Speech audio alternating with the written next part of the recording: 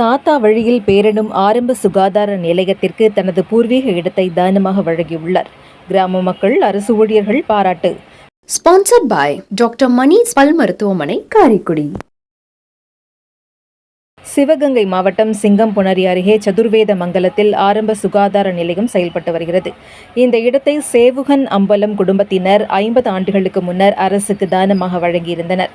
இந்நிலையில் ஆரம்ப சுகாதார நிலைய கட்டிடம் பழுதடைந்த நிலையில் சிகிச்சை பெறும் நோயாளிகளின் எண்ணிக்கை அதிகரித்ததை தொடர்ந்து அதற்கேற்ப புதிய கட்டிடம் கட்ட வேண்டுமென பொதுமக்களிடம் இருந்து கோரிக்கைகள் எழுந்து வந்தது.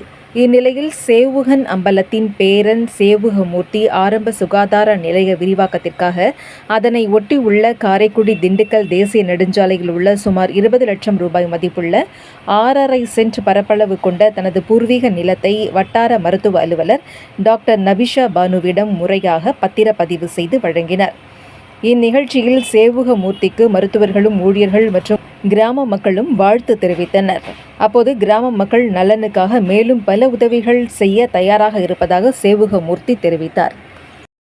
எங்களுடைய கிராமத்தினுடைய பயன்பாட்டுக்காக சுமார் 50 வருஷத்துக்கு முன்னாடியே இங்கே இருக்கக்கூடிய மக்களுடைய மருத்துவ தேவைக்காக எங்களுடைய ஐயா சேவுகனம்பலம் அவங்க அந்த காலத்திலேயே, அதாவது காமராஜருடைய ஆட்சி காலத்திலேயே இதுல 2 சென்ட் இடத்துல எங்களுடைய பூர்வீக இடத்துல மக்கள் பயன்பாட்டுக்காக ஆரம்ப சுகாதார நிலையம் கட்டிக்கிறதுக்கு அனுமதி கொடுத்தாங்க.